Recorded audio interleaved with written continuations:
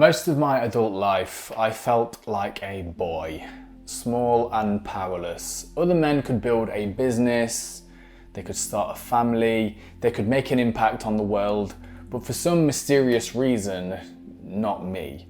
Never me. So I buried all of this deep within by adopting a Peter Pan persona. Flighty and floaty, fun to be around, but stuck in a fantasy. Constantly avoiding reality. Tons of plans and visions, no commitment, no work ethic. Living the same year on repeat. Now I'm sure though, many of you men watching this can relate to me. Because in this society, men are maturing at a snail's pace compared to our ancestors. We have no formal rites of passage anymore. Masculinity is considered toxic, so young men are repressing anything that even closely resembles it, even things that are desirable like ambition and drive. And excessive comfort kills purpose and meaning, and yet we're living in a society that values comfort above pretty much all other value. So there's no surprise we feel like boys trapped in a man's body. But there's another reason that I want to share with you now. Another reason that made the biggest difference for me in moving myself out of this state of adolescence. And I call this reason the father wound. A father wound is an emotional wound that forms from a lack of love and acceptance from your father figure. Men need their fathers, not just their physical presence, but we need to feel their emotional support in order for us to develop fully and completely into a mature adult ourselves. And most of us did not have this.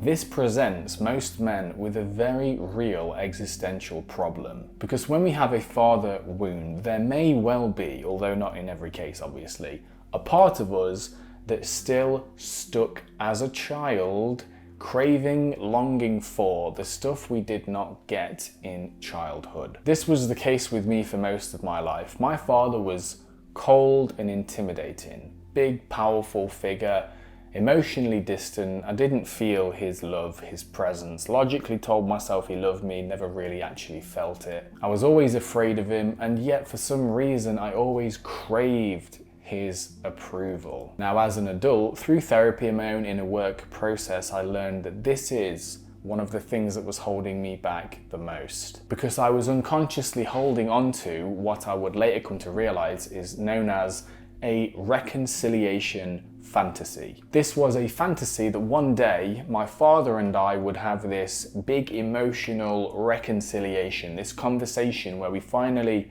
saw each other, where he finally approved of me, where he finally told me what he really thought, where he even apologized for the ways he wasn't there for me growing up. This kind of reconciliation fantasy where everything was going to be okay between us, and that would give me permission to move on with my life. But this was toxic, because the painful truth is that reconciliation may never happen. In fact, if your father has always been emotionally distant, cold, volatile, abusive, whatever, it's unlikely he will change. He's already told you countless times by this point exactly who he is. And making the mistake of putting your life on hold until you have this reconciliation is exactly the kind of psychological knot in your mind that keeps you stuck in adolescence. Freud said that a man cannot be a man until his father has died. But Carl Jung, the Swiss psychoanalyst, elaborated on this idea by saying that death can also happen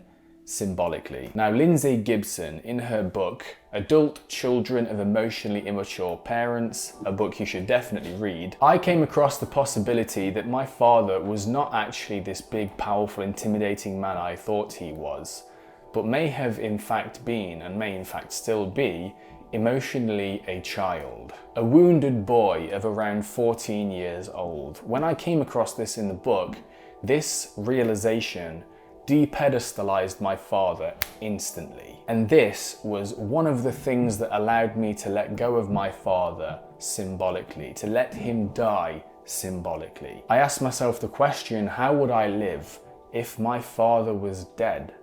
And I made a pact with myself to start living that way to the best of my ability at least. So to you who feels stuck in early adolescence as a boy, maybe because of a father wound, I say this: you cannot move on with your life until you let your father go. To be a man, you must live as if your father is dead, or you will be stuck in this purgatory between childhood and adulthood, and you will remain there for the rest of your life.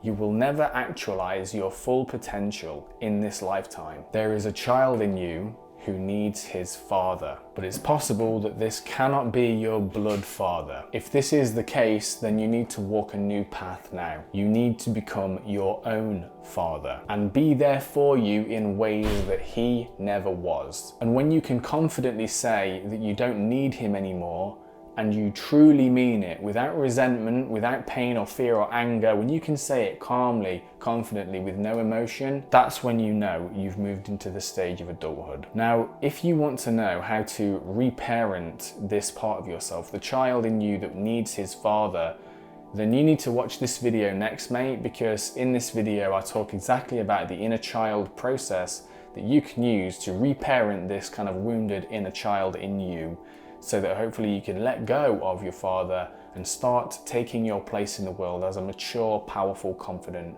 man.